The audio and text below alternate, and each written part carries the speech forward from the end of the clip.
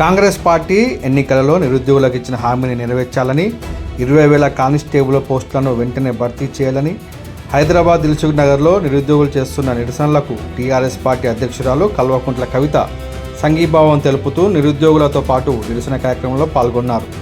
ఈ సందర్భంగా కల్వకుంట్ల కవిత మాట్లాడుతూ తెలంగాణ రాష్ట్రం వచ్చిన తర్వాత కానిస్టేబుల్స్లో పోలీస్ శాఖలో మహిళలకు కూడా రిజర్వేషన్ ఉండాలని పట్టుబట్టినటువంటి వ్యక్తుల్లో నేను ఒకదాన్ని. ఇవాళ 33% మా ఆడబిడ్డలు ఇక్కడ చక్కగా కూర్చొని కానిస్టేబుల్ ఉద్యోగాలకు ప్రిపేర్ అవుతున్నారంటే చాలా గర్వంగా అనిపిస్తున్నది. మరి వాళ్ళు మొత్తం ఇంటిని వదిలిపెట్టి ఇక్కడ వచ్చి కోచింగ్ చేసుకుంటూ ఉంటే కనీసం వారికి కూడా ప్రభుత్వం కరుణతో చూడట్లేదు, దయతోని జాలితోని ఆలోచిస్తలేదు. మరి రేవంత్ రెడ్డి గారికి కూడా ఒక బిడ్డ ఉన్నది, ఆయన ఈ బిడ్డల గురించి ఆలోచించాలని ఈ సందర్భంగా దిల్సుఖ్ నగర్ నిరుద్యోగుల నుంచి నిరుద్యోగుల పక్షాన నిరుద్యోగ ఆడబిడ్డల పక్షాన నేను కోరుతా ఉన్నా. ఆనాడేమో మాయ మాటలు చెప్పిండ్రు, ఈనాడు ఏం చెప్తున్నారు?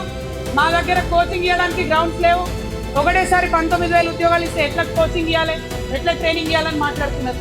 మరి ఆ సోయి ముందు ఉండాలి కదా, అసెంబ్లీలో చెప్పినప్పుడు ఉండాలి కదా, అది లేకుండా మాట్లాడుతున్నారు.